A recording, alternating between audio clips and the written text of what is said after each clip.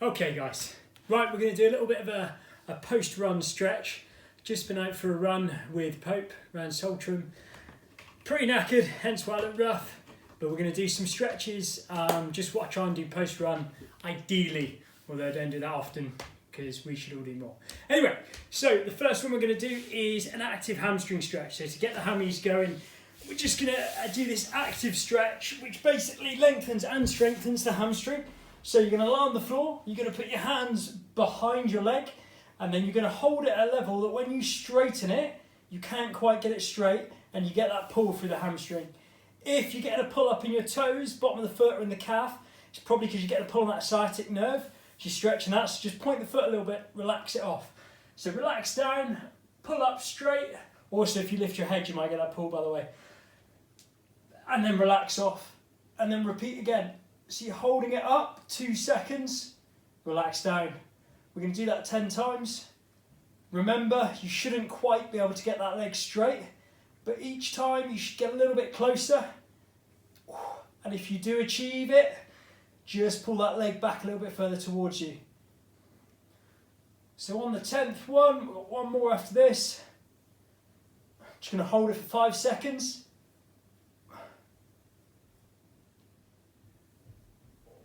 And relax off there. Okay, so it's hard to see. I should have tested it before to show you, but you will get a good bit of range there. So if you keep that leg dead straight, raise it up to where you can take it, do your stretch, then test it again after, you will see a difference, okay?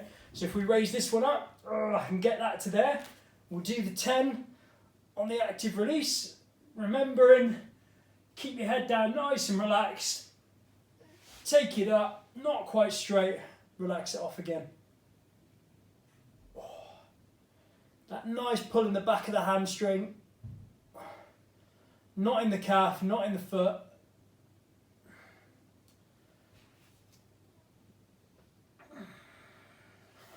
Ten times.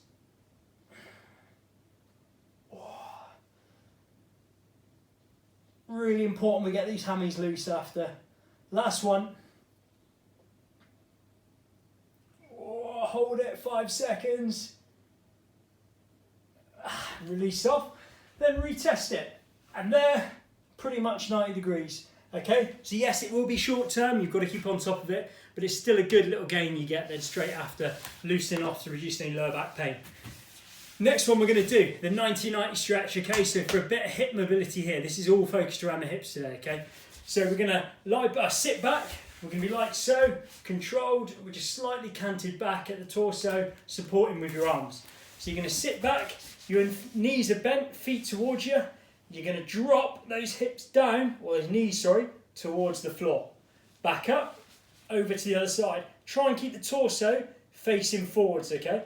So you're not just rolling over completely. Your hips will move, but just try and stay with it. Again, we're going to do 10, and the aim is to get that inside knee, this one here, my left one, towards the floor as close as you can.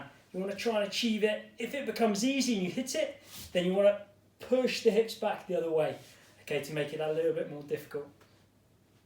So roll in, try and touch, relax out, roll over. Each time should be getting a little bit closer.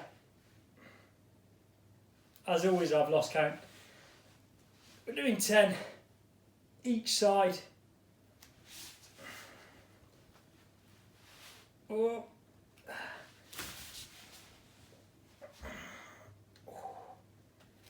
One more each side, guys.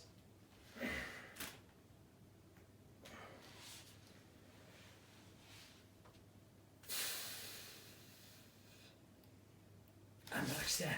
So we're looking on working our adductors and also our hip rotators, our glutes and everything like that, glute med, just trying to get it all through. There's lots of muscles working in there, really important when you're running as well. Okay, so we want to get them loosened off afterwards. Okay, next one we're going to do is a TFL sort of quad stretch. A few ways you can do this. Okay, so the first one, just to get those sort of hip flexors, TFL quad, especially the rec femur stretch. We can go down into the kneeling position. We want to have knee, hip, shoulder in line. Then we're going to take this hip and push it forward. Okay, so by pushing it forward, we're getting that hip flexor stretch in this zone here. A little bit of TFL as well, especially if we rotate. Okay, So I like to push through, rotate like so. If you want to make it a little bit more difficult, we're then going to grab hold of the foot, look out in front, make sure we've got hold, and push through.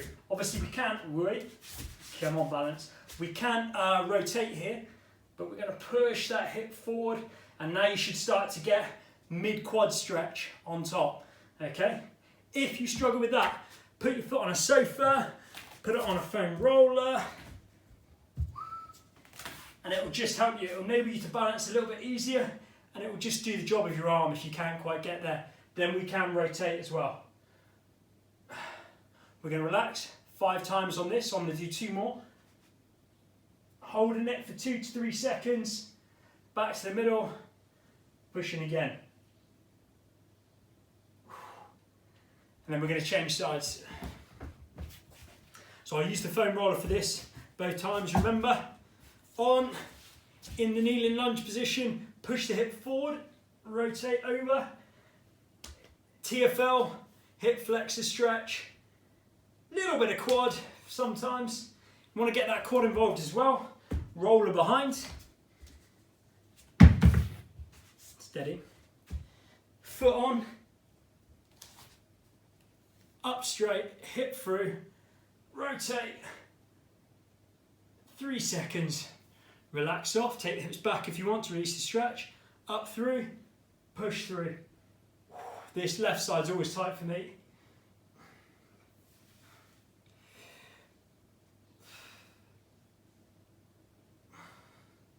Going to do 2 more on this because this is tight.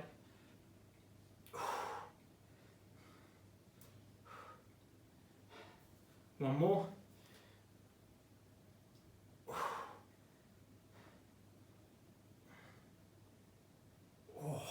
And relax out.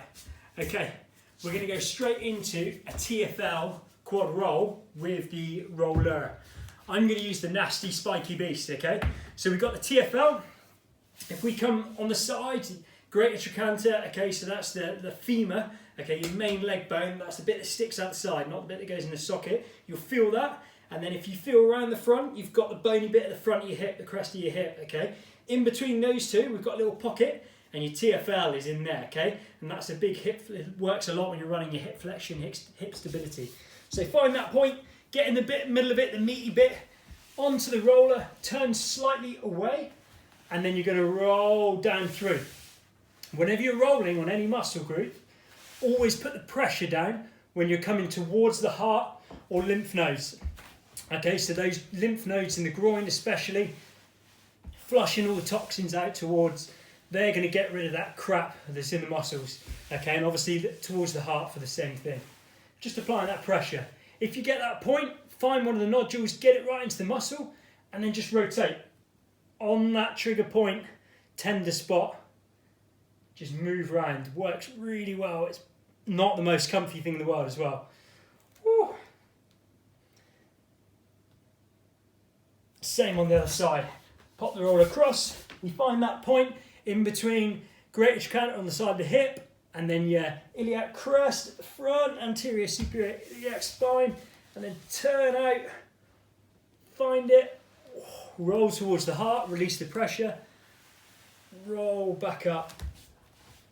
Need a bit of space for this. Once you've got a technique with rolling, it becomes pretty easy. I'm going to show you a good little one for the quads after this. I'm just pushing through. Find that tender spot, trigger point, get it on one of the nodules on here. Oh, yeah, that's the spot. And then roll on it, move on that point. Ooh. Yeah, it's nasty. This should make you wince as a runner. Oh, and this is good for me because I've been doing a lot more of it lately. Last bit. Oh, TFL. Okay, next one. This is nasty on the quads. You can go on the flatter roller, softer roller, or you can just go for it, abuse yourself on the spiky one. So we're going to get the roller in the middle of the quad, okay, so right in the middle. We're then going to, hopefully you can see this, so in the middle of the quad like so, you're then going to put the pressure through as much as you want by lifting this other leg off the floor or just perch it on the knee or toe to get more pressure through. And then you're going to bend your knee, pull your heel towards your bum and relax off. Okay, so we're lengthening the muscle, lengthening your quad by pulling your heel towards your bum, and then we're shortening it. And we're finding those trigger points, lengthen it and shorten it. Find the trigger point, lengthen it and shorten it. They're not always trigger points, guys, just tender spots and things like that around here. Lengthen it and shorten. It's not too bad actually, that side. Let's try this side, see what's going on. This one's normally, for me, my right quad's a little bit worse. Yeah. Heel to the bum, relax away. Ow, relax away. It is worth it after this, guys. You will not have tight hips once you've cooled down, had your shower and everything, if you can get this in. Keep moving it, find those different points, and relax off. Okay, glute med, so we're hitting the outside of the hip. Super important muscle. Okay, so we go onto the side, get the roller or a tennis ball. I don't really like cricket balls, lacrosse balls. Use a tennis ball, it's got a bit more give in it. Or the roller. Knee across, okay, so you've got in that position so you can move the hip up and down. Roll outwards. We're doing the opposite of what we found before. We're getting that greater trochanter, go behind it, okay? That's where you're going to start getting into those glute med area, all right? So greater trochanter, that bony bit of the hip, go behind it. So we go in behind, knee on, and then just lift the knee up and down. Yeah, it's generally, this one is a pleasure pain thing. Yeah, it's nice actually. Keep moving that knee as needed and just manipulate your hip, moving yourself up and down.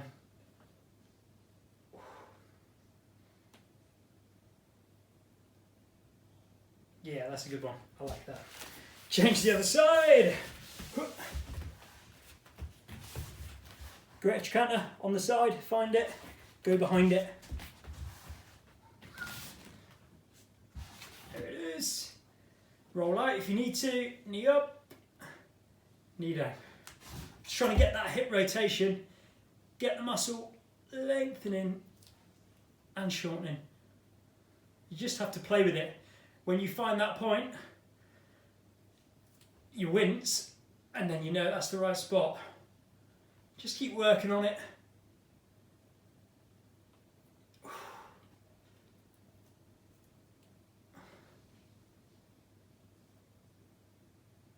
Oh, awesome. Okay, last one for the hips, guys. We're going to go into an adductor stretch, groin stretch, okay? So we're going to come on to our knees. We're going to take one leg out to the side that we're going to stretch, like so. We're going to take it as far as you just feel a very gentle stretch. Then you're going to walk back, up, and push the hips through. And as you push those hips through, you should feel that stretch engage onto those adductors. Back down, slide out, walk it in, push the hips through. If you want, rotate away, again, increase that stretch.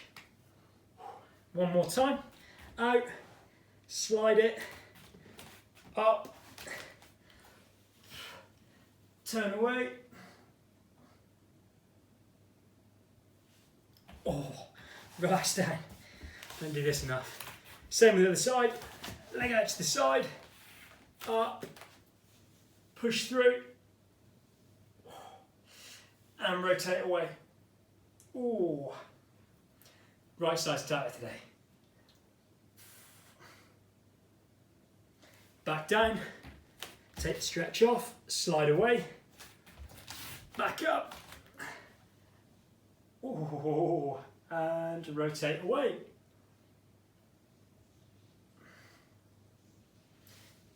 Last one. A little bit further. Up. Turn away.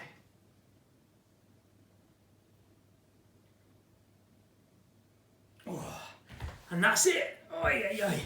Okay guys, so that's it for the hip stretches, hip movements, post-run. Next time we're going to look at ankle mobility, something that I'm awful with. We need to do a lot more on, okay? So improving your ankle mobility to do with running and lifting as well, all right? So we'll do some on that. Enjoy your running, run safe, enjoy your exercise as well. Get out, make the most of it. See you later.